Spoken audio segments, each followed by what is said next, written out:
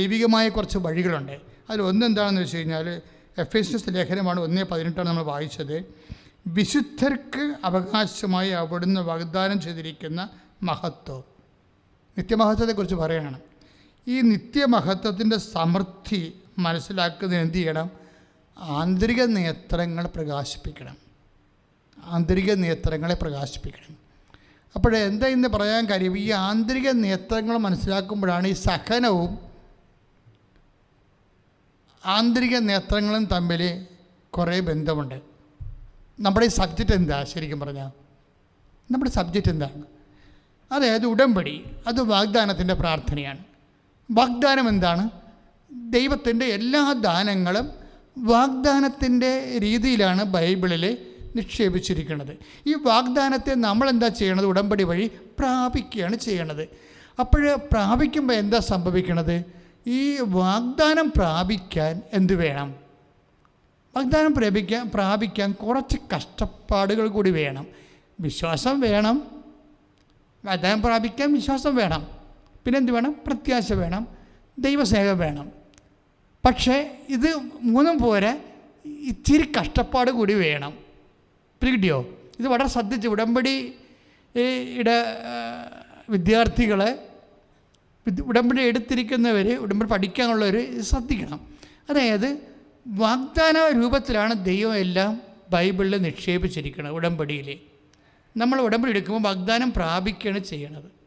കാര്യം ഉടമ്പടി എപ്പോഴും ഒരു ചൊല്ലണ പ്രാർത്ഥനയല്ല, ചെയ്യണ പ്രാർത്ഥനയാണ്.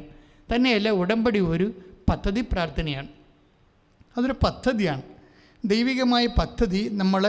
ആ പദ്ധതി നമ്മൾ അതിൽ ഭാഗഭാക്കാകുകയാണ് ചെയ്യണത് ഉടമ്പടി വഴി. പക്ഷേ ഉടമ്പടിയിൽ എന്ത് ചെയ്യും? ഇപ്പം പരിശുദ്ധ അമ്മയെ കണ്ടപ്പോൾ എലിസബത്ത്, പ്രഗ്നൻ്റ് ആയിട്ടുള്ള പരിശുദ്ധ അമ്മയാണ് എലിസബത്ത് കണ്ടത്, അല്ലേ? ഗർഭവതിയായ പരിശുദ്ധ അമ്മയാണ് എലിസബത്ത് കണ്ടത്.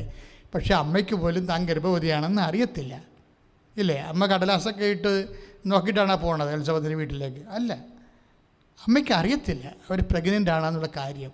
മംഗളവാർത്തയ്ക്ക് അവർ ഫിയത്ത് പറഞ്ഞെന്ന് മാത്രമേ അറിയത്തുള്ളൂ.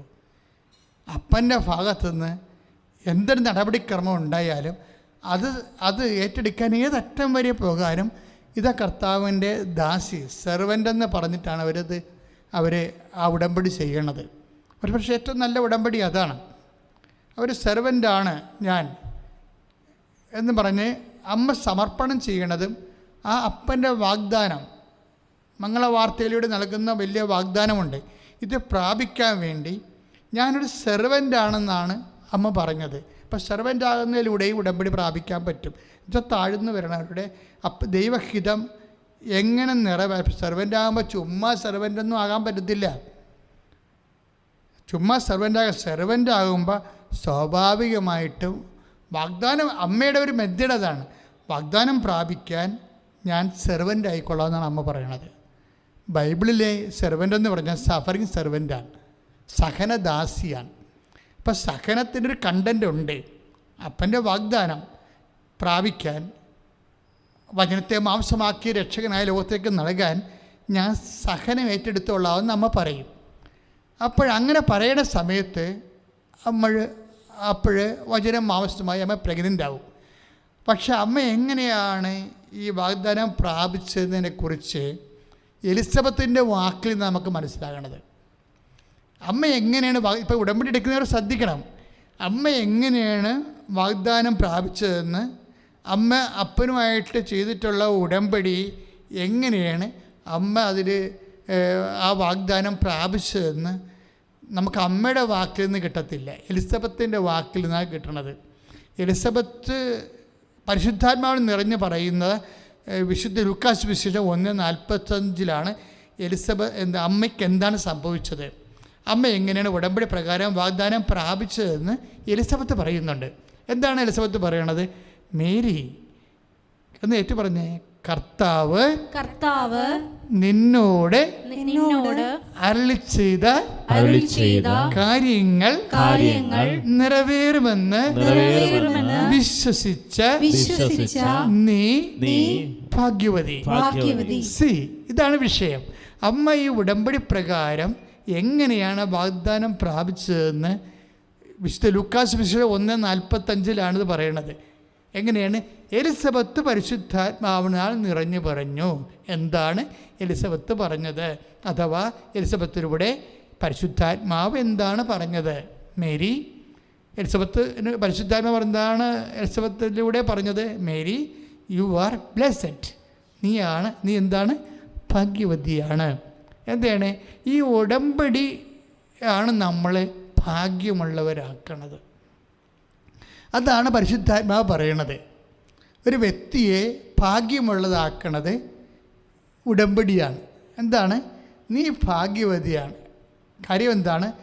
ദൈവം നിന്നോട് പറഞ്ഞ വാഗ്ദാനം, നീ ഒരു ഗർഭം ധരിച്ച് ഒരു പുത്രനെ പ്രസവിക്കുമെന്നുള്ള വാഗ്ദാനം നീ എന്ത് ചെയ്ത്? അത് നിറവേറിയെന്നല്ല, നിറവേറും. ഭാവിയാണ്, പ്രത്യാശയാണ്. അപ്പോൾ ഉടമ്പടിയിൽ അമ്മയ്ക്കുണ്ടായിരുന്നത് എന്താണ്? പ്രത്യാശ. അമ്മയ്ക്കുണ്ടായിരുന്നത് എന്താണ്? പ്രത്യാശ. പ്രത്യാശ എന്താണ് എന്ന് പറഞ്ഞാൽ ഉടമ്പടി പ്രകാരം അപ്പൻ്റെ വാഗ്ദാനം നിൻ്റെ ജീവിതത്തിൽ നിറവേറുമെന്ന് നീ വിശ്വസിച്ചു. അതാണ് സംഭവം. അപ്പോൾ 2 കാര്യങ്ങൾ അവിടെ ഉണ്ട്. എന്തൊക്കെ ഉണ്ട്? ഒന്ന്, പരിശുദ്ധ അമ്മയുടെ വിശ്വാസം. ഉടമ്പടി പാലിക്കാൻ, ഉടമ്പടി നിറവേറാൻ നമുക്ക് ആവശ്യമായത് എന്താണ്? ഒന്ന്, വിശ്വാസം. രണ്ടാമത്തേത് എന്താണ്? പ്രത്യാശ. രണ്ടാമത്തേത് എന്താണ്? പ്രത്യാശയാണ് വരണത്. അപ്പം നമ്മളൊന്ന് ശ്രദ്ധിക്കണം. ഉടമ്പടി എടുത്ത ഓരോ ആൾക്കാർക്ക് എന്താ വേണ്ടത്?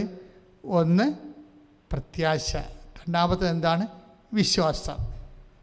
അതായത് ഇപ്പോൾ റേച്ചലിൻ്റെ അമ്മയ്ക്ക് അവരുടെ മുടി തിരിച്ചു വരുമെന്നുള്ളത് വിശ്വാസമാണ്, അല്ലേ? അപ്പോൾ വിശ്വാസത്താണ് അവർ ഒന്നാമത്തെ. അത് എന്താ വിശ്വാസമാണെന്ന് പറയാൻ കാര്യം, അവർ ഒന്നാമത് ഉടമ്പടിയിൽ അത് എഴുതിയത് കൊണ്ടാണ്. അവർ 6ാമതാണ് എഴുതിയെങ്കിൽ ഒക്കട്ടെന്നായി പോയേരാം. പല ആൾക്കാരുടെ ഉടമ്പടി ഉടക്കി കിടക്കേണ്ട കാര്യം ഈ ഒക്കട്ടെന്ന് പറഞ്ഞുകൊണ്ട് ദൈവത്തിൻ്റെ ശക്തിയിൽ അവിശ്വസിച്ചുകൊണ്ട് അവസാനത്തെ കാര്യം എഴുതിയതാണ് പണിയായി പോയിരിക്കുന്നത്. അതുകൊണ്ട് അവരെല്ലാം തിരിച്ചു വന്ന് ഉടമ്പടി പുതുക്കിയിട്ട് ഒരിക്കലും നടക്കാത്ത കാര്യം, എന്നാൽ നടന്നേ മുന്നോട്ട് പോകാൻ പറ്റാത്തുള്ള കാര്യം ആദ്യം എഴുതിയിട്ട് ദൈവത്തെ വിശ്വാസത്തിലെടുക്കണം.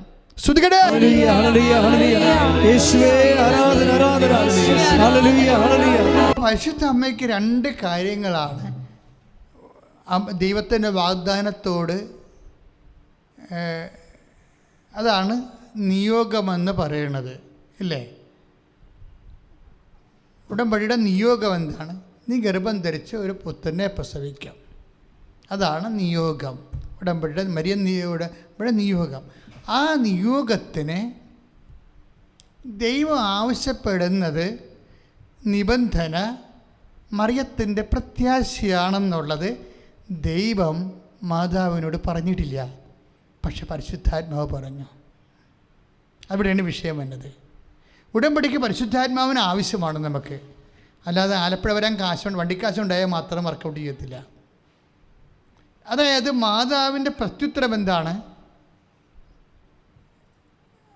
എലിസബത്ത് പറയണത്, മേരി, കർത്താവ് നിന്നോട് അരുളി ചെയ്ത കാര്യങ്ങൾ നിറവേറുമെന്ന് നീ വിശ്വസിച്ചു.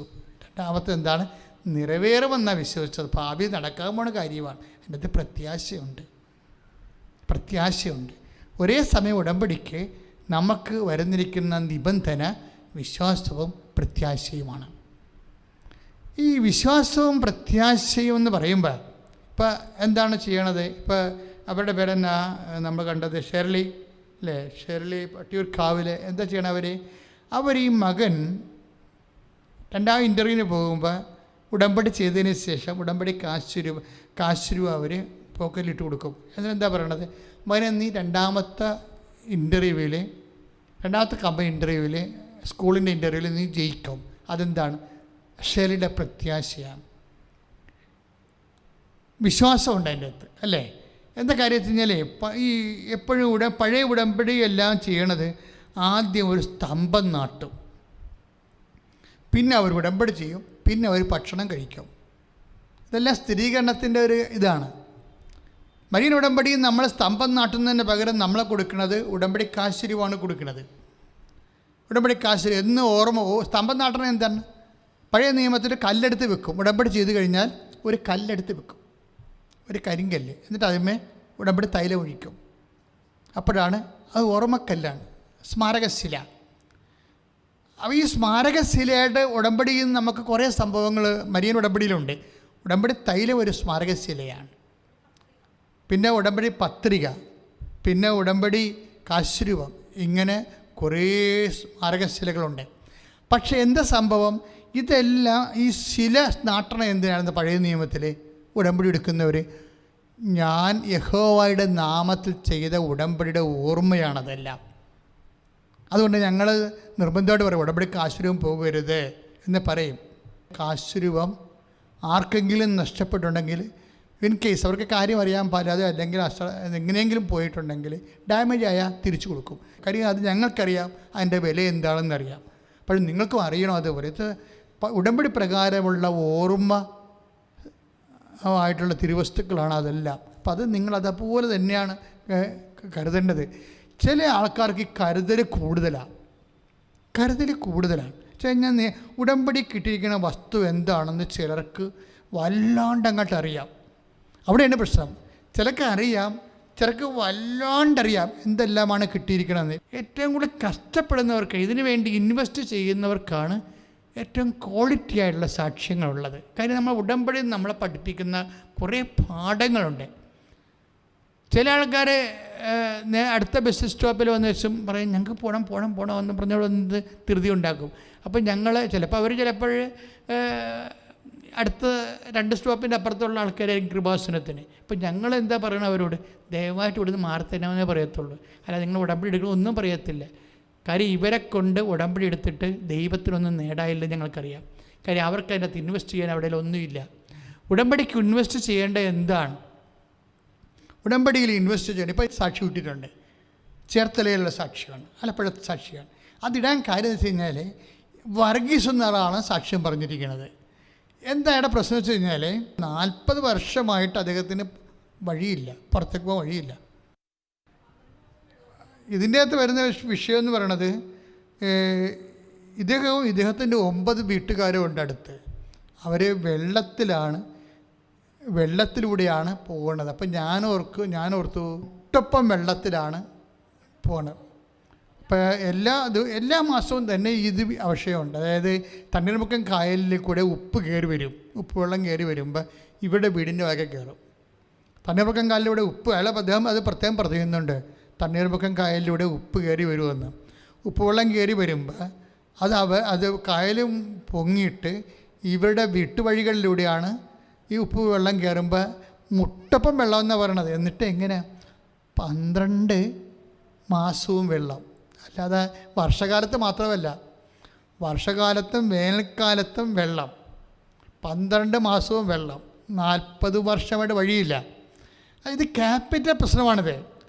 എന്നിട്ട് ഈ വർഗീസ് ഒന്ന് ഉടമ്പടി ചെയ്യും, അമ്മ എനിക്ക് വഴിയില്ല, ഞാൻ മുട്ടപ്പം നീന്തിയാണ് 12 മാസവും ജീവിക്കണത്, എനിക്കൊരു സമാധാനം ഉണ്ടാക്കി തന്നെ. കാര്യം എന്താ വെച്ച് കഴിഞ്ഞാൽ ആ വഴിയിൽ അവർക്കുള്ള വഴിയുടെ അവിടെ കേസിൽ കിടക്കണതാണ് സംഭവം. കേസിൽ കിടക്കണ കാരണമാണ് അവർക്ക് വഴി കിട്ടാത്തതിൻ്റെ പ്രധാനപ്പെട്ട കാര്യം. അപ്പം കേസ് മാറാൻ വേണ്ടിയാണ് പ്രാർത്ഥിക്കുന്നത്. പക്ഷേ ഈ വർഗീസിൻ്റെയൊക്കെ കുറേ പേയ്മെൻ്റ് അമ്മ ചോദിക്കുന്നുണ്ട്. എന്ന് വെച്ചാൽ മകനെ ഇത് ചെയ്തു തരാം, ആദ്യം നീ വിശ്വാസം പ്രഖ്യാപിക്കാൻ പറയും. അപ്പോൾ വർഗീസ് എന്താ ചെയ്യണമെന്ന് വെച്ച് കഴിഞ്ഞാൽ വിശ്വാസം പ്രഖ്യാപിക്കണം. ഉടമ്പടിയുടെ ഒരു സംഭവമാണല്ല, വിശ്വാസം പ്രഖ്യാപിക്കണം, പ്രത്യാശയോടുകൂടി വിശ്വാസം പ്രഖ്യാപിക്കണം. അതാ ലുക്ക 1:45. വർഗീസ് എന്താ ചെയ്യണമെന്ന് വെച്ച് കഴിഞ്ഞാൽ ഉടമ്പടി ഉപ്പ് കൊണ്ടുപോയിട്ട് ഈ മുട്ടപ്പം വെള്ളത്തിൽ വിതറും. നിങ്ങൾ ആ സാക്ഷ്യം ഒന്ന് കേൾക്കണം, എങ്ങനെയാണ് വിശ്വാസം പ്രഖ്യാപിക്കണമെന്ന്. ഉടമ്പടി ഉപ്പ് കൊണ്ടുപോയതിന് ശേഷം മുട്ടപ്പം വെള്ളത്തിൽ നിൽക്കുന്ന ഇല്ലാത്ത വഴിയിൽ, വെള്ളം കെട്ടി നിൽക്കുന്ന വഴിയിൽ, കിട്ടാത്ത വഴിയിൽ, കേസായ വഴിയിൽ കൊണ്ടുപോയി ഈ ഉപ്പ് വിതറും. എന്താണ്, എൻ്റെ അമ്മ ഈ വഴി എനിക്ക് തരും എന്ന് പറഞ്ഞാണ് വിശ്വസിക്കണത്. വിശ്വസിച്ചവരാണ്. അത് വിശ്വസിച്ചത് മാത്രം കാര്യമില്ല, അത് പ്രഖ്യാപിക്കണം. വിശ്വാസം എപ്പോഴും ചെയ്യേണ്ടത് എന്താണ്, പ്രഖ്യാപിക്കണം. ഇപ്പോൾ ഉടമ്പടി തൈലം തേക്കണത് എന്താണ്, അത് പ്രഖ്യാപനമാണ്. വിശ്വാസം എപ്പോഴും പ്രഖ്യാപിക്കാനുള്ളതാണ്. അപ്പോഴവരുടെ കയ്യിൽ അവിടെ ആ വെള്ളത്തിലിടാൻ പറ്റിയ സാധനം വർഗീസ് നോക്കിയിട്ട് ഉടമ്പടി ഉപ്പാണ്. ഉടമ്പടി ഉപ്പ് വിശ്വാസപ്രമാണം ചെയ്തിട്ട് കർത്താവ് ഈ വഴി തരാൻ വേണ്ടി ആ വഴിയിൽ വെള്ളത്തിലിടും. വെള്ളത്തിലിട്ടിട്ട് ഒരു കൊല്ലമാകും. ഒരു കൊല്ലമാകുമ്പോൾ വർഗീസ് അമ്മയെടുത്ത് വരും. അമ്മയെടുത്ത് വന്ന് വെച്ചാൽ അമ്മയോട് പറയാം, അമ്മേ, ഒരു കൊല്ലമായി ഉടമ്പടി ചെയ്തിട്ട് ഇതുവരെക്കും വഴി കിട്ടിയില്ല. അത് ആ അമ്മയോട് പറയുന്ന ഒരു രീതിയുണ്ട്. അതായത് ഒരു സ്നേഹം അതിൻ്റെ അകത്തുണ്ട്. ഇതാണ് വിഷയം. കാര്യം വിശ്വാസവും പ്രത്യാശയും മാത്രം പോരാ, ഒരു സ്നേഹത്തിൻ്റെ കണ്ടൻറ്റ് വേണ്ട അതിൻ്റെ അകത്ത്. കാര്യം ഉടമ്പടി സാങ്കേതികമായിട്ട് സംഭവിക്കുന്ന ഒരു കെമിക്കൽ ഫോർമുല അല്ല. ദൈവത്തിൻ്റെ ഇടപെടൽ ഉറപ്പ് വരുത്തണമെങ്കിൽ നമ്മുടെ ഭാഗത്തുനിന്ന് ദൈവസ്നേഹം ഉണ്ടാകണം. അപ്പോൾ വർഗീസ് കർത്താവിൻ്റെ അടുത്ത് നിന്ന് അമ്മയോട് തോന്നിച്ചും അമ്മയോട് പറയാം, അമ്മേ, അത് നമ്മുടെ വീട്ടിലെ അമ്മച്ചിയോട് പറയണ പോലെ ഉള്ള സ്നേഹത്തിൽ പറയാം, അമ്മേ, ഉടമ്പടി എടുത്തിട്ട് ഒരു കൊല്ലമായി വരുന്നു, എനിക്ക് വഴി കിട്ടിയില്ല, എനിക്ക് വഴി കിട്ടാതെ ഇനി മുന്നോട്ട് പോകാൻ പറ്റത്തില്ല, അമ്മ എന്തെങ്കിലും ചെയ്യണം, അമ്മ എന്തെങ്കിലും ചെയ്യണമെന്നാണ് പറയുന്നത്. അതാണ് സംഭവം. അപ്പോഴെന്ന് വെച്ച് കഴിഞ്ഞാൽ അമ്മ എന്തെങ്കിലും ചെയ്യണമെന്ന് നമ്മൾ മനുഷ്യന്മാരോട് പറയണ പോലെയുള്ള സ്നേഹത്തിൽ ഈ മനുഷ്യൻ പറയും. അത് അമ്മയുടെ ചങ്കിരിക്കുള്ളൂ ആ സംഭവം. ദൈവത്തിനോട് പ്രാർത്ഥിക്കണമല്ല പ്രശ്നം, ദൈവത്തിൻ്റെ ചങ്കിലി കൊള്ളണം. അതിന് അവിടെ പിന്നെ എന്താ സംഭവിക്കണമെന്ന് വെച്ച് കഴിഞ്ഞാൽ, ഈ മനുഷ്യൻ ചിന്തിക്കാത്ത രീതിയിൽ 3 മീറ്റർ വീതിയിൽ വേറെ ഒരു വഴി ഈ മനുഷ്യന് വേറെ പറമ്പിൽ നിന്ന് വെട്ടി ഈ മനുഷ്യൻ്റെ വീട്ടിലോട്ട് കൊണ്ടുവരും അമ്മ. അത് സംഭവം ഭയങ്കരമാണ്.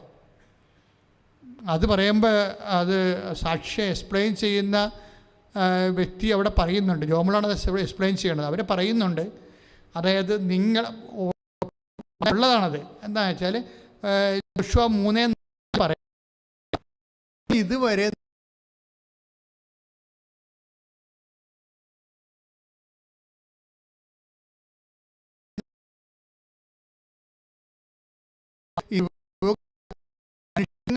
ആവശ്യമാണ് എൻ്റെ സ്വർഗസ്ഥനായ പിതാവ് അറിയുന്നെന്ന് പറഞ്ഞില്ലേ, അതുപോലെ മനുഷ്യന് ആവശ്യമായതെല്ലാം വാഗ്ദാനത്തിലുള്ളതാണ്. അതാണ് ലൂക്ക 6, മത്തായി ശ്ലീഹ 6:32-33. എന്നുവെച്ചാൽ പുതിയൊരു വഴി വരികയാണ്, പുതിയ വഴി വെട്ടി വഴി വന്ന് റോഡായി. അത് പക്ഷേ അവർ ഒരു ഡിമാൻഡ് പറഞ്ഞു, വർഗീസ്, എന്നാണ് നിങ്ങളുടെ കേസ് തീരണത് അന്ന് നിങ്ങൾ വഴി ചേഞ്ച് ചെയ്ത് തരണം, നിങ്ങൾ ആ വഴി എടുത്തിട്ട് ഞങ്ങൾ തന്ന വഴി ഇങ്ങോട്ട് തിരിച്ചു തരണം. അത് ഒരു പുരേടവാണ്. അത് നല്ല കുറേ സെൻറ്റ് വഴികളാണ്. അപ്പോൾ അതെന്താ സംഭവിച്ചാൽ ഉടനെ അതോടുകൂടി വർഗീസ് പറയുകയാണ്, അത് വന്നോടുകൂടി കേസ് ജയിക്കുകയും ചെയ്ത് ആ വഴി പഴയ വഴി ഞങ്ങൾ കിട്ടുകയും ചെയ്തു. ഇനിയിപ്പോൾ എക്സ്ചേഞ്ച് ചെയ്യണ പ്രശ്നം മാത്രമേ ഉള്ളൂ. ഇത് പെട്ടെന്നാണ് ഈ സംഭവം. ഈ വർഗീസിന് ഈ ഉടമ്പടിയിൽ 1 കൊല്ലമായിട്ട് വർക്ക് ചെയ്യണില്ല. ഈ 1 കൊല്ലമുള്ള ഈ മനുഷ്യൻ ഉടമ്പടി എടുത്ത് മുട്ടപ്പം വെള്ളത്തിൽ നീന്തി പോകുമ്പോൾ അവസാനം ആ വിശ്വാസമുണ്ട്, പ്രത്യാശയുണ്ട്. പക്ഷേ എന്ത് ചെയ്ത്, ആ ഒരു 3ാമത്തെ ഘടകമുണ്ട്, സ്നേഹം, ദൈവസ്നേഹം എന്ന് പറയും. ആ സ്നേഹത്തിലൂടെ വന്ന് അമ്മയോട് പറയണം, അമ്മേ, ഉടമ്പടി എടുത്തിട്ട് 1 കൊല്ലമായി, ഇപ്പോഴും ഞാൻ മുട്ടപ്പം വെള്ളത്തിൽ നീന്തുകയാണ്, അമ്മ എന്തെങ്കിലും ഒരു മരകൃതി ചെയ്യണം, ചെയ്തേ പറ്റത്തുള്ളൂ, അല്ലെങ്കിൽ ജീവിക്കാൻ പറ്റത്തില്ല. ഇതാണ് പ്രാർത്ഥന എന്ന് പറയണത്. പ്രാർത്ഥന വാരിക്കെട്ടി പറയണതല്ല. നമ്മൾ അനുഭവിക്കുന്ന പ്രശ്നങ്ങൾ എന്താണ്, അത് ദൈവത്തോട് അതേ സ്നേഹത്തോടെ പറയാൻ കഴിയണം. അപ്പോൾ ഇതിൻ്റെ ഈ ഉടമ്പടിയിലെല്ലാം ഇപ്പോൾ എന്തെല്ലാം കാര്യങ്ങൾ പറഞ്ഞു എൻ്റെ മക്കളോട്. ഉടമ്പടി വാഗ്ദാനമാണ്, വാഗ്ദാനം പ്രാപിക്കുന്ന പ്രാർത്ഥനയാണ്. പ്രാപിക്കാൻ വേണ്ടി ഒരു വ്യക്തിക്ക് വേണ്ടത് എന്തൊക്കെയാണ്? വിശ്വാസം വേണം, പിന്നെന്താണ്? പ്രത്യാശ വേണം, പിന്നെ വേണമെന്നല്ല, ഇതൊക്കെ പ്രഖ്യാപിക്കണം നമ്മൾ. അവരിപ്പോൾ എന്താണ് അവർ ചെയ്തത്? ഷേളി എന്താ ചെയ്തത്? അലൻ രാജിൻ്റെ സ്വന്തം മകൻ്റെ പോക്കറ്റിലേക്ക് മാതാവിൻ്റെ മുഖം നെഞ്ചോട് ചേർത്ത് ഹൃദയത്തിലേക്ക് തിരിച്ചു വെച്ചു. എന്താണ്? അതിൽ വിശ്വാസമുണ്ട്, അതിൽ ആക്ഷൻ, വെരി ആക്ഷൻ. കാര്യം ഈ നമുക്ക് വിശ്വാസമുണ്ട്, പ്രത്യാശയുണ്ട്, ദൈവസ്നേഹം കൊണ്ട് പറഞ്ഞ് ഉള്ളിൽ നടന്നുകൊണ്ടൊരു കാര്യമില്ല. ഇതെല്ലാ സാധനവും പ്രഖ്യാപിക്കേണ്ടതാണ്. പ്രഖ്യാപിക്കണം. പ്രഖ്യാപിച്ച് കഴിയുമ്പോഴാണ് വിശ്വാസം പ്രത്യാശ ഏറ്റു പറയുകയാണ് ചെയ്യണത്.